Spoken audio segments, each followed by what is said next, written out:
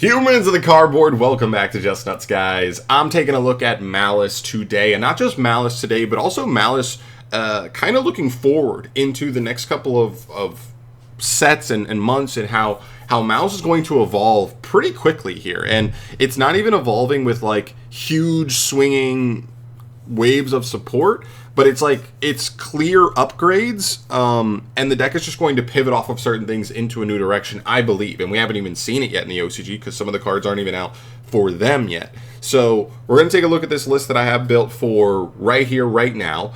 And we're also going to take a look at some OCG lists and what's going on currently, because they're post Supreme Darkness. And then we're also going to look at some stuff pertaining to Alliance Insight as well, and how that could also affect the deck as well, because there's a lot of stuff going on here. So let's run through the list that I have here. If you don't know anything about Malice, it's a cyberspace deck that's all about banishing your own monsters. It's based on the lore of Alice in Wonderland. All their monsters kind of have names pertaining to Alice in Wonderland, because that is, I believe, public domain now. It just happened recently, so that's kind of why they jumped on this, but it's a cool idea. Anyway, looking at our list here, obviously 3 Dormouse, 3 White Rabbit, 1 Cheshire. I'll mention this here. Cheshire is not an extender, not a starter. It is an engine requirement. You need to play it because you need to have enough names to keep banishing from deck and keep playing. And sometimes you just try to get her out to get her draw 2 effect off throughout your combo. She does not need to be more than 1 right now. There's a world where things change and she's actually better. And we have enough names where she just feels really good to draw. But until then, she's a 1-of to me, and I don't even think it's close. 3 copies of the Field Spell, in fact, also Terraforming. This card's just so good. It helps you play through interaction. So the one thing about the main deck monsters for Malice, they're all normal summons. So they don't extend themselves, so you need bonus cards like the Field Spell to just banish 1 from deck, summon them out, and then keep going from there. So good extender. I know you get it for free throughout your combo, but like you still need consistency. So this card can be a starter or extender. I still like that. 1 Gold Sark. This is kind of a bummer. The OCG has more than 1 Gold Sark, but we only have the 1. I do think there's a world where we saw E-Telly go from 1 to up because Punk was kind of coming out, I believe, at the time. Is there a world where, because of Malice, maybe on the next ban list, Gold Sark goes to 2 and then 3 down the line? Like, there's a world that happens, but still a really good card, kind of similar just to the Field Spell, except it doesn't use your 1 activation of the Field Spell, so you can still get that later. So it's kind of a better version of that. 3 Mining, and this is a huge difference from the OCG. Most OCG lists for Malice do not play any consistency cards to search their guys. And I don't understand it, to be honest, to be frank.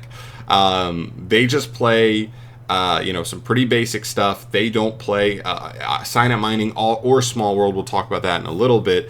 And I just don't get it. I feel like they're bricking all the time. They basically have to draw 1 of their 12 starter cards, and if they don't, they literally cannot do anything with the deck. They just have 18 either non-engine or utility cards, and they're not getting anything off of them. It's crazy.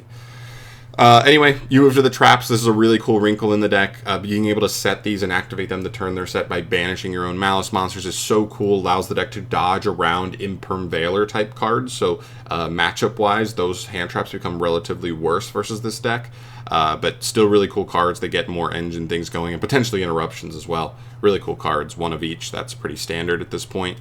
A couple of other just bonus Cybers monsters. 1 Code of Soul. He's a basic extender. If you control a Link monster, he just summons out of hand. And then Engrave, he can quick effect link you into a Link 3, which actually, this is the deck it's had the best synergy with so far, period. We haven't had a better real Link 3 to make, because you can quick link into any of the 3 main Malice Link 3s, and they all have applications. So really cool. Sigma, this is part of your combo. This build is focusing on the Cybers Wicked lines, so it searches any Cybers tuner, and he's really the only playable one because he's an extender. I think all the other ones are not actual extenders. So cool card. He's also just a fine extender even if you draw him. Dotscaper, this card's really, not really important, but like sometimes if you've already used a couple of your names, you can just banish this off of Gold Sark and it summons back. You can banish this off of, I believe, Red Ransom, and he gets you an extra body on field. He just comes up to get that 1 last body that you need to get to your full end board. So he's pretty cool, not to mention if we're already playing like mining and stuff, like being able to just pitch him for mining, and then he just comes back anyway. He just gives you free discard fodder. It's really cool. And then Bestial. So this is another divisive change, not change, but like option I'm going with here. So most decks are playing like the 1/1/1 in the OCG. And to be fair, all three of these are at 1 in the OCG. So we could play more Druid Worm or more Baldrake, but most of them just play 1/1/1. I'm choosing to go a little harder on here and play 3 Lubellion and the Branded Regained. These cards just allow us, just offer us, one, much more consistency in having Magnamute over the other two as our extender of choice for Bestials. And we also get the bonus end board piece of Branded Regained, which is like potentially reborning Magnamute on the opponent's turn to get an additional search on their turn to just keep the Bestials flowing, and the draws. You're basically drawing every turn off of this card, because this card, even by itself, has good synergy with Malice. Every time a light or dark monster is banished, you can put one of those banished monsters back in the deck to draw a card. Malice banishes out the ass, so this card actually has good synergy there. The one gripe you could have is, oh, I want more non-engine. So you could just, those are 4 slots. So you could keep the 3 hand trap Bestials and swap these 4 for non-engine if you felt like you didn't have enough. But I'm choosing to play them here just because I think they provide a good additional backbone to the deck of just, okay, sometimes we can just fall back on Bestial control, even if things aren't working out ideally. So I think that's cool. But I understand wanting to fit more non-engine. And then lastly, I just have 12 hand traps, pretty basic ones too, filling out the rest, and we'll note the ones that aren't there that are pretty important down below. Into the extra deck, 1 Decoder, 1 Disciple. This is this card apparently comes up in lines where you're going through Firewall Dragon, and because this is a link 1 that points directly down, and like you want to use Decoder earlier in the turn, it allows you to get an extra co-link on Firewall, so that way he can get you your add-backs, which is kind of cool. It's not like the craziest thing in the world, but like it's a small application. You could play Lingaribo in this card's spot. Link Spider to play through Nib, Splash Mage, Classic Cyberse Extender, Wicked for your Wicked lines to get Sigma, Haggard Lizardos, and SP Little Knight, super nice utility cards to be able to help us. Haggard specifically helping us extend by banishing our Malice monsters in Grave, and Little Knight by being able to help our deck play around Nib a little bit better. Because if you just make Little Knight with one of these, like they pair so nicely, and honestly anything. Like whenever your opponent hand traps you, you're gonna dodge something. You probably still have been holding something. This deck plays around Nib pretty damn well, and just sometimes being part of your end board as well is cool. Then you have your 3 Link 3s for Malice. They're all good in their own right. Hearts of Cryptor, end board piece. Red Ransom searching you your field spell, I believe, and white. Oh no, do I have this backwards? Did I do this backwards? Let's see. I'm going crazy. Oh, it sets a Malice trap. Yeah, so she gets you a trap. She gets you the spell. Yep, I got them backwards. Access code just for OTKs on follow-up turns. Firewall, part of your turn 1 combos. A lot of the time, you're not usually ending on him for his bounce effects. You're using his bounce effect to get back follow-up or maybe even hand traps back from Grave, but still really good. And of course, Firewall Dark Fluid. This is your main boss monster. Sometimes when the Malice stuff kind of breaks down and your opponent hand traps you on your Malice stuff, you're like, I'm just going to make a Dark Fluid. And he's going to be 2 interruptions. He's going to be a huge body. He's going to be annoying to out. And he's going to be annoying for your opponent to deal with at that point. There. Some of the interesting things down below in the side deck is just options that you could look even for this list currently right now. Ghost Ogre, this is just representing more non-engine, right? Like I said, cutting the Bestial, the extra 4 Bestial cards if you don't want them. You could play more hand traps. You could play Board Breaker approach, which I do think does get better next format because Ryziel is better into hand traps than it is Board Breakers, I think, overall. And then even stuff like Called by the Grave, you see in the OCG, every OCG list is maxing out on Called and Cross Out every single time. Like it's crazy that they still do that. I think they'd be better off if they didn't lean so hard into those. Shifter. Shifter's a huge question mark here, right? I think the deck is like okay into Shifter. And maybe you just play a deck that is so crippled by Shifter and you say, you know what, my deck still does 2/3 of what it wants to do under Shifter. That's a significant lowering of your engine. But if you're playing against a deck like Snake Eye, Fire King, Yubel, and you're like, my opponent literally can't do shit under this card, then maybe it's still worth it. I also think it's another question of like, I'm not even sure Shifter's mainable next set. right? You look at the format right now where it's like the 2 fire decks, like Pure Snake Eye and Snake Eye Fire King and Yubel, really good against those. And then the other 2 best decks are Tenpai, who's literally #1 in top cut like percentage. So the most represented deck in the game right now, doesn't care about Shifter. And Centurion's probably the 5th best deck. Again, doesn't care about Shifter. And so you add into that like the 2 new juggernauts walking into the format going forward are this deck. So mirror matches, which obviously the card's just as good against them as it is against you. That's a wash. And makes it basically a bad card to draw in the matchup. And Ryzeal. And Ryzeal can borderline play this card. And they don't they probably play under it better than you do overall. So you're talking about 4 of the 7 best decks in the format going forward, potentially just not caring about Shifter. So that probably makes Shifter not the best option to main. So that's why I don't have it in the main here. I would consider siding it just because it's so strong against the decks that just can't do anything under it. But feels like the best decks, if you're going to a legit tournament, you're going to expect to play, over half of your matchups against decks that don't mind Shifter. That to me is not a mainable card. Small World is here. Small World is basically only here if you choose to play Shifter, because you can't activate Silent Mining because it has to discard a card to Graveyard, which it can't do under Shifter. So Small World's is the swap for a consistency card that allows us to work under Shifter, which is cool. And then some other extra options. Lingeribo instead of Disciple, potentially, if you don't think that specific co-link interaction with Firewall's as important as potentially being able to play into a trap deck or just trying to insulate certain lines under Veiler or one of the Dominus cards. That could, this card's just decent utility. G-Golem, Crystal Heart, and Transcode kind of go hand in hand here.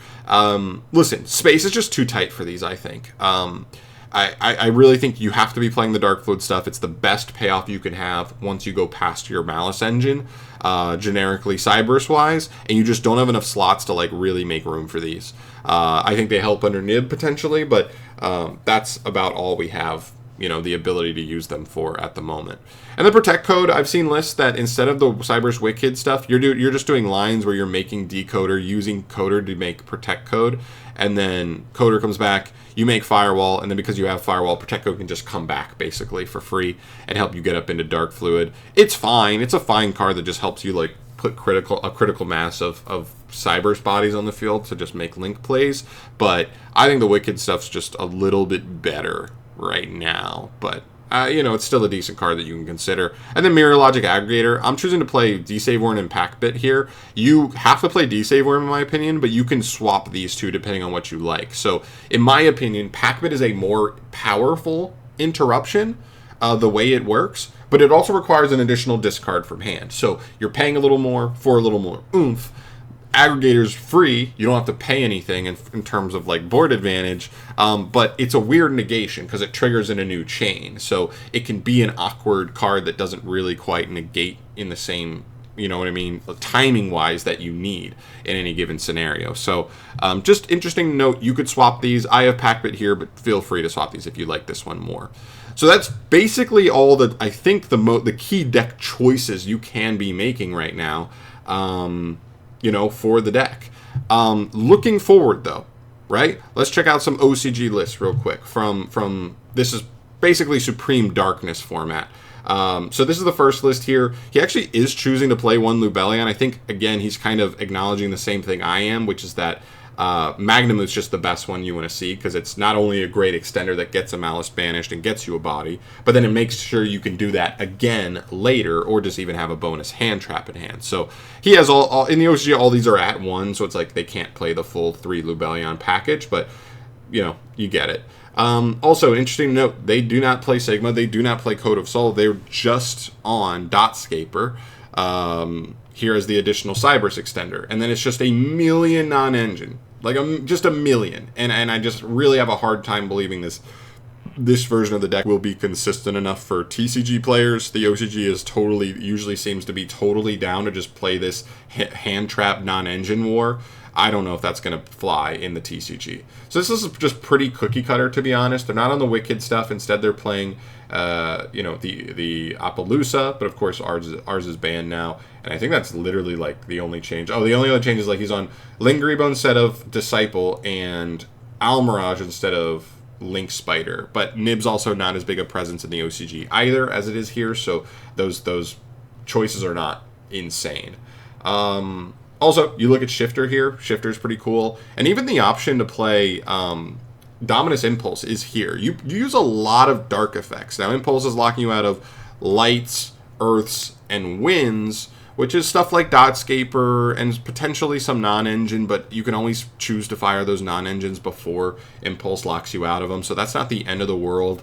I do think that's an interesting wrinkle, though. You are going to cut off some things, like Firewall and you know what I mean, stuff like that. Certain extra cards, certain non-engine cards, but, you know, if it's too good in a matchup, you know what I mean? Like, you could still make this aside. You could even still main it, just accept that your engine gets a little worse, but it's just such an upgrade over a different hand trap that it could still be worth it. So, definitely some interesting notes there. The other OCG list is this one. I think this one's a little bit more interesting because this one is choosing to, 1, main Shifter, 2, also play Code of Soul, which is really hilarious because I'm like, how do you search this? This is just a one of, you just have to draw, I guess. Makes no fucking sense in this list whatsoever because there's no mining, there's no small world, there's no nothing to search this card out, so whatever. And then going down the list again, just crazy amounts of non-engines. Even maining 1 Impulse, and I guess mainly for cross out, but yeah, and again we're seeing Cheshire Cat at 1. I think that's the absolute correct move as well. And looking into the non-engine, or into the extra, I should say. Again, Appaloosa, can't play it here. And again, Lingaribo instead of your Disciple. And then, is he playing anything? What's he playing? Oh, I guess that's how it works, right? This is your Wicked, this is your Disciple. What's he playing for Link Spider that we're not playing? I'm lost. I'm totally lost. We have IP. He's on IP. Yeah, that's another interesting card I didn't throw on in my side deck. Is like, how are we making IP? Like, IP, I guess, is just helping you make either SP or Appaloosa or one of the Malice links on the opponent's turn. It's not bad. It's just, I don't know. I just feel like the deck can kind of just do a lot without it. You don't really need the card. Also, don't sleep on this. I didn't even mention this, Lancia. If this deck is that good, you're going to start seeing Lancia in side decks. It's a terrifying card for this deck. It really is. If this card basically comes down, you just have to hope you have, like, a Malice normal summon and, like, an extender that's not a Bestial. Right? Like, and that's why I really like stuff like mining for Code of Soul, because Code of Soul at least can get you potentially, I don't remember if 2 Cyber monsters by themselves without transcode gets you up into Firewall Dark Fluid, but that's your goal at that point. Is like, can we get into Dark Fluid at that point? You know what I mean? Because that's about all you can really do. I don't know, but it's interesting. So those are the 2 lists I wanted to show. Some very interesting things that I'm surprised Template Skipper is actually not seeing play in the OCG. This is 1 card coming from Supreme Darkness. So this card can summon itself to a zone any Link monster points to. Cyber's Link monster. That's actually pretty key. But you're always making a Link 1 off of the Malice Link 1 normal summons anyway. So that's not a problem. And then what he does is, during the main phase, you can banish a Cybers from your hand or graveyard, and if you do, this card can be treated as a Link material with the same name as the banished monster. So, 1, this card is copying the Malice name, so it can be used as the Malice name to make one of the Link 3s. All 3 of the Link 3s require at least 1 Malice monster. And it's getting you additional banish fodder from Grave. So to me, this is kind of the best of both worlds. This card gives you what the Bestials provide for you in the body that is also banishing a Malice from Grave to help you extend. So you're not only getting the body, but you're also getting the Malice body back, presumably. And you're also a Cybers body, which does matter. And this card doesn't lock you into Cybers or anything, so you can still use this to go into SP or Haggard or whatever, but you can't use the Bestials to go straight into like a Splash Mage line, whereas this card can. So there's some key distinct differences there. I think as an extender, this card is just purely better than Code of Soul.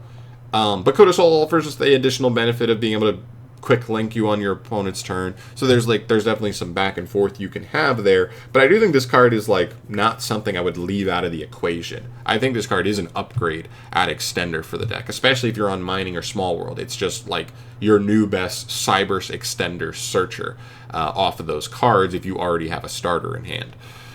All right, and then we move to Alliance Insight, which has 2 more additional cards in him, and I think these cards are crazy. These are the only cards really revealed, is the new Ad Ignister stuff for this set so far. The first one is Backup Ad Ignister, and this card hits every note. It's insane. First thing, if you control Cyberse monster, special summoned from the extra deck, so just a Link 1 or further, you can special summon this card from your hand. So, easy extender. Second effect, if this card is normal or special summoned, you can add a Dark Cyberse from your deck to your hand, except Backup Ad Ignister, then discard 1 card. So, if you go ahead and look at these lists, the Malice monsters are all dark.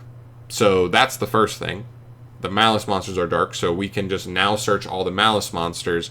Or, even our new guy, Template Skipper, he is just a dark Cyberse monster. So, this card is either searching you another extender, or it's just getting you a Malice monster. And if you could specifically get this going before normal summon, specifically, this card's like so crazy. And the bonus here is it actually doesn't discard for cost. It discards at the end of the effect, which means even if you did normal summon, even if you drew this card and had to normal summon it, but you had like a Bestial in hand, for example, you could just go normal summon this, add Malice Dormouse, and then pitch the Dormouse, and now you have a Bestial that can just banish the Dormouse, and now you've got, and then Dormouse summons back, you've got 3 bodies on field, and you're triggering Dormouse to banish a 4th, right? And if it was Magnamute, you're triggering Magnamute to get you fall, like, you know what I mean? You're just, this card is really crazy, on top of it just being also an extender, is just really, really strong in my eyes.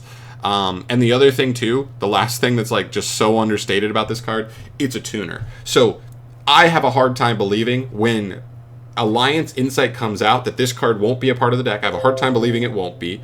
And I have a hard time believing Cyberse Wicked won't be part of the deck, because Wicked lines get significantly better now. We are able to get this, which actually gets us to Malice cards, rather than just having to go Sigma, which is just a basic Cyberse extender. So this card, I think, entirely replaces Sigma if you were even considering the Wicked stuff, and it's just connecting you to just better cards overall. I think this card's really, really good for the deck.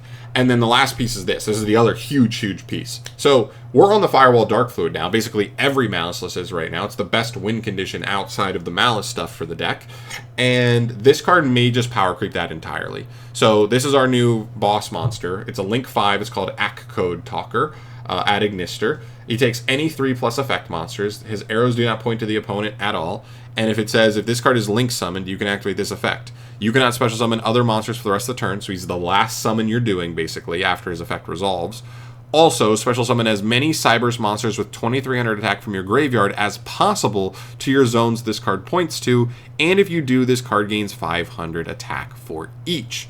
And the last effect, when your opponent activates a card or effect, quick effect, you contribute 1 Link monster this card points to negate the activation, and if you do, banish that card. So he is a walking Omni-Negate that banishes. He is a revival on summon for up to 3 different Cyber Link monsters, or I guess it doesn't even say Link. Cyberse monsters 2300 attack, which, by the way, I don't know if you know this synergy, but your Malice Link monsters, White Binder and Red Ransom, both have 2300 attack exactly.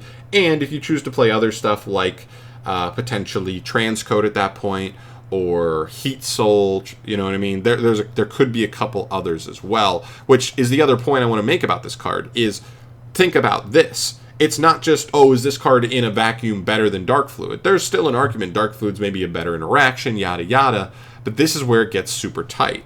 Where it gets super tight is looking at our list here. Look at what we have to play for Dark Fluid. For Dark Fluid, we have to play at least 3 slots here, and there's an argument that maybe regular Firewall is not something we have to play anymore. Now, you may want to use it just as a Link climbing tool that's going to get you 1 or 2 add backs, and that's just good resource management, so it could still have a place in the deck. But, man, we're talking about cutting 3 slots, because you just have to play this one guy. And now you open 2 more slots up, where I was saying, oh, the list is too tight right now. We can't fit Transcode. We can't fit G-Golem Ad Ignister. And now our lines through stuff like... our lines even through like Nibiru are significantly better now, because after we get Nibiru'd, we can potentially go into G-Golem, revive either Transcode or Link Spider or whatever, and just continue to go from there and just actually get to something respectable at the end of the turn. So I think that's a huge wrinkle. I think both of these cards could come through and be huge parts of the deck. Now, obviously, the OCG is not even going to get these cards for another, like, 2 months or so, something like that. And so we have to keep an eye on what else comes in the set, because people are also theorizing that there's going to be more Malice cards in this set, like actual Malice cards, not just Cyber support cards. But, man, Malice is just getting better and better with, like, every core set. So we have to keep an eye on that for sure. But there you go, guys. That's everything I kind of have to say, kind of pre-Malice dropping. Hopefully this gives you a good deck building template, and also looking forward for future deck lists, like what to kind of anticipate there. But this deck's cool, man. It's not my style of deck, but I do think it's cool, and I'm kind of excited to see how it performs here in the upcoming formats. My buddy Chris is going to be playing it, so I'm still helping him kind of get this deck up and running that way. But, yeah. I'll see you in the next one. Thanks for watching, guys. Let me know your thoughts down below. Is there anything else you would consider for the list? What do you think about this this first list we're looking at here? What do you like? What would you maybe consider changing? I'd love to hear your thoughts on this down below. But I am out of here for today. Thank you so much for watching. Subscribe to the channel for more stuff from me, and I'll see you in the next one. Peace.